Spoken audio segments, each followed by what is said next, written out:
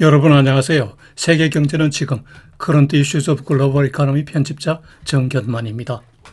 네, 7월 21일자 세계 경제는 지금 시작하겠습니다. 오늘 토픽 한 건, 단신 두 건, 그리고 오늘 소개할 명언 시간에는 타이밍, 시간의 중요성에 관한 속담과 명언을 전하겠습니다. 네, 오늘의 토픽, Trump signs stable coin law as crypto industry aims for mainstream adoption. 로이터 통신 보시죠. 네, 트럼프 대통령이 지난 금요일 오후 스테이블 코인 관련 기본법이라고 할 수 있는 지니어스 액트에 서명하였습니다. 달러에 1대1로 연동된 암호화폐 스테이블 코인의 법제화가 시작된 거죠. 이 법의 명칭 지니어스는 Guiding and Establishing National Innovation for U.S. Stable Coins Act 약자입니다. 디지털 자산의 지급 결제 수단화의 첫 이정표라고 할 수 있죠. 현재 스테이블 코인 관련 3법안의 진행 상황을 보면요. 먼저 지니어스 액트는 말씀드린 대로 상원 하원 다 통과해서 7월 18일 대통령이 서명하였습니다. 법률이 시행 중이죠.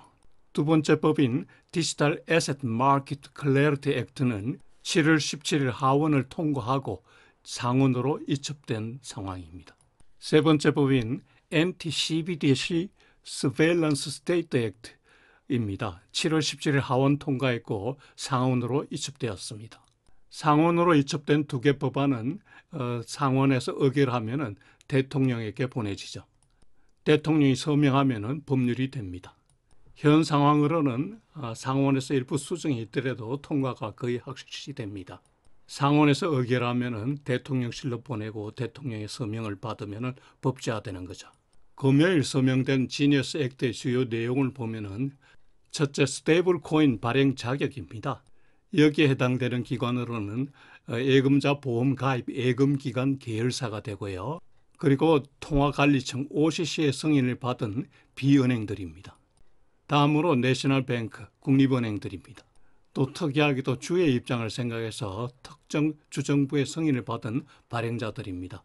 특정 주 내에서만 유효합니다. 스테이블 코인 발행자들은 자산을 준비해야 되는데요. 발행액과 1대1의 비율로 준비 자산을 가져야 됩니다. 그리고 이 준비 자산을 매월 시제 감사하게 됩니다. 이 준비 자산으로 인정되는 자산들은 현재 US 달러, 그리고 예안은 안 됩니다. 그리고 연준 예치금, 시중은행의 요구불 예금, 그리고 단기 국채들 만기 93일 이내입니다. 통상 단기 국채라면 1년 미만 만기를 얘기하는데 이 경우에는 93일 만기입니다. 다음으로 한매 조건부 금융기관 채권 리포입니다. 이도 만기가 93일 이내여야만 합니다. 오른쪽 상단 사진은 트럼프 대통령 앞에서 스테이블 코인에 대해서 설명하고 있는 데이비드 sak스 백악관 과기위원회 회장인데요. 백악관 내에 AI 그리고 크립토와 관련된 황제라고 별칭이 갖고 있죠. 여러 벤처 캐피탈 CEO 출신인데요. 페이스북, 우버, 스페이스X, 에어비앤비 등에 초기 투자한 실적이 있죠. 여기에서 지니어스 액트 법 제정의 의의와 영향을 다시 한번 살펴보면요. 첫째로 최초의 암호화폐 법적 근거가 된다는 점입니다. 스테이블 코인의 발행 자격 기준, 준비금 요건, 거래 기준, 그리고 소비자 보호 등을 법에 명시하였죠. 아시다시피 2009년에 암호화폐가 본격 등장한 이후에 수많은 도난 사고, 불법 거래가 성행했는데요. 그 위에 블록체인 등 기장 방법의 개선, 기술 혁신 이렇게 해서 이제 점진적으로 거래가 확대되어 왔죠. 이 법의 제정은 한마디로 암호화폐 지지자들의 대성입니다. 둘째로 미국 달러의 기축통화 기반을 확충할 수 있다는 점입니다. 세계 통화 질서에서의 장악력을 확대하는 거죠. 세니어리티, 소위 화폐 주조권의 이 특권을 더 오래 향유할 수 있게 된 거죠. 세 번째로 미정부 재정 적자 및 그리고 부채 한도의 확대 가능성을 높였다는 겁니다. 지난주에 트럼프가 서명한 One Big Beautiful Bill Act에 의하면 정부 부채가 4조 달러 증가할 것으로 예상되었는데요. 이를 감당할 수 있게 된 거죠. 암호화폐를 발행하기 위해서는 미국채를 매입해야 하기 때문입니다. 다음으로 세계 유동성 공급 확대가 예상됩니다. 스테이블 코인을 국제 결제 수단으로까지 사용할 경우에는 이거 충분히 가능하죠. 그 외에 암호화폐 회사의 은행업 진출이 예상됩니다. 특히 지급 결제 기구로 가능하죠. 이들이 은행 진출할 경우에 암호화폐 신뢰성은 또 확대되겠죠. 그러나 문제도 많이 예상됩니다. 무엇보다 암호화폐의 근원적 본질적 문제인 머니 런더링 케이스가 나올 거고요. 각 범죄의 해방처, 헤이븐이 될 소지가 다분합니다. 그리고 또 다른 문제점이라 할까요? 트럼프 일가 그리고 암호화폐 업자의 돈벌이에 기여한다는 거죠. 작년 트럼프 당선 이후에 암호화폐 가격은 꾸준히 속등해 왔죠. 암호화폐 관련 회사와 암호화폐 보유자들이 이제 돈을 많이 벌었죠. 특히 트럼프는 취임 직전 지난 1월에 밈코인 달러 트럼프를 출범시켰죠. 밈코인 가격이 많이 올랐습니다. 그리고 암호화폐 회사인 월드 리버티 피낸셜 지분도 보유하고 있습니다. 가족들이 경영하고 있죠. 참고로 현재 진행 중인 암호화폐 3법안을 간단히 비교했습니다. 먼저 지니어스 액트인데요. 쭉 설명드렸기 때문에 여기에서는 생략하겠습니다. 두 번째 법은 디지털 애셋 마켓 클래리티 액트입니다. 지난주 목요일 하원을 통과했고 지금 상원 심의 중이죠. 이 법안의 주요 내용은 디지털 자산이 정권인지 시큐리티인지 또는 상품 커머디티인지 이 기준을 제시한 겁니다. 시큐리티 성격이 되면은 SEC 정권거래위원회가 관리를 하게 되고 상품 커머디티면은 상품 선물 거래위원회가 규제하게 됩니다. 그동안 정권거래위원회가 이런 암호화폐 관련 규제를 많이 해왔기 때문에 암호화폐 업계는 당연히 상품으로 분류되기를 희망하죠. 세 번째 법은 NT-CBDC Surveillance State Act입니다. 아시다시피 CBDC는 Central Bank Digital Currency죠. 중앙은행의 고유 발권 권한에 의해서 디지털 화폐를 발행하는 것을 제한하는 법안입니다. 이 법도 현재 하원을 통과해서 상원 심의 중입니다. 네, 오늘 스테이블 코인 관련 법안에 대해서 많은 설명을 하였는데요.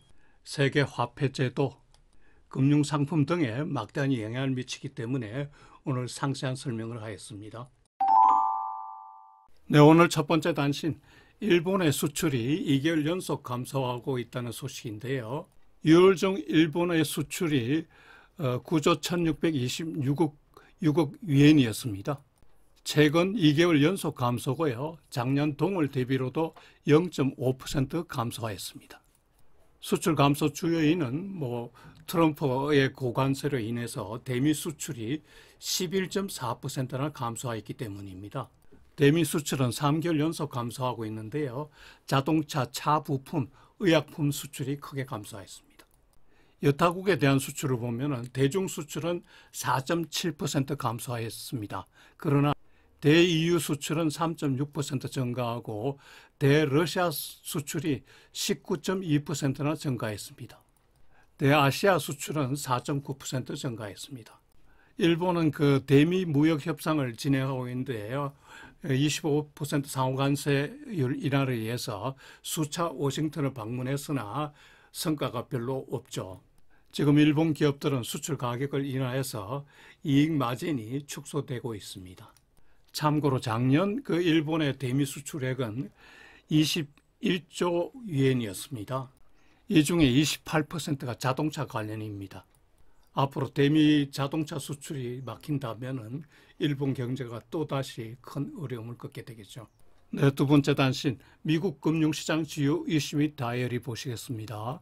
지난주 주가는 주중에 대체로 좋은 경제지표, 즉 예상보다 좋은 6월 소매 판매, 실업급여 청구자 수 감소, 소비심리지수 상승 등으로 상승세를 초반에는 유지하다가 주 후반에 트럼프 대통령의 EU 고관세 이업 발언으로 주중 주가가 혼조세로 끝났습니다. 지난 4월 이후에 꾸준히 상승해오던 주가가 지난주에 조금 정체되는 모습이죠. 지난주 중에 그 S&P는 0.59% 상승했고 다우는 0.1% 하락, 나스닥은 1.25% 상승했습니다. 아래 그래프는 S&P 500 지수 1년간 지수 추이입니다. 지난주 국채 수익률을 보면요, 대체로 괜찮은 경제 지표로 수익률이 소폭 상승하다가 트럼프의 이어진 금리 인하 촉구 발언 그리고 관세 협상 진행 등으로 국채 수익률이 대체로 약보합 수준으로 끝났습니다. 지난주 말 10년물 국채 수익률은 4.42%로 주간 1bp 하락했고요. 2년물 수익률은 3.88%로 주간 2bp 하락했습니다. 아래 그래프는 10년물 국채 수익률 추이입니다. 네, 여기서 패드워치 트래커로 본 향후 금리 예상을 살펴보겠습니다. 이달 30일 날 그 FOMC가 열리는데요. 페더럴 펀드 타겟 레이트 확률을 보면 현 4.25 내지 4.5% 동결 확률이 95.3%로 거의 절대적입니다. 그리고 올 연말 12월 10일 날 FOMC가 열리는데요. 이날의 그 페더럴 펀드 타겟 레이트 확률을 보면은 동결이 8.2%로 2주 전의 2.9%보다 동결 확률이 많이 높아졌습니다. 단지 한 번 25bp만 인하하겠다는 확률이 32.5%로 2주 전에 19.6% 확률보다 많이 높아졌습니다. 그리고 페드가 제시한 대로 50bp 인하, 두 번 인하 확률이 41.2%로 여전히 제일 높습니다. 75bp 인하 확률은 17.5%로 떨어졌습니다. 2주 전에 32.6%였습니다. 1%포인트 인하 확률은 0.7%에 불과했습니다. 이번 주 주요 이슈로는 역시 그 트럼프 대통령의 관세 협상 관련 진행 상황을 워치해야 되겠고요. 2분기 기업 실적 발표가 거의 이제 본격화되고 있습니다. 그리고 화요일 내일 파월 연준 의장이 은행협회에서 스피치를 하는데 이게 관심입니다. 이번 주에 주요 경제 지표 발표는 거의 없습니다. 실적 발표 주요 기업들을 보면은 알파벳사, 테슬라, 인텔, 텍사스 인스트루먼트, 버라이전, 코카콜라, 록히드 마틴, IBM, T-모바일, 블랙스톤 등입니다. 네, 요일별 일정은 표를 참고해 주시기 바랍니다.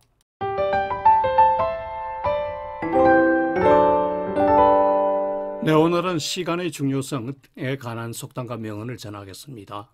저는 요즘 Life is all about time이라는 말이 새삼 와닿습니다. 때, 타이밍의 중요성을 뒤늦게 깨닫고 후회스럽다는 뜻도 되겠지요. 여러분 까르페 디엠, 하루하루를 즐겁고 보람차게 지내시기 바랍니다.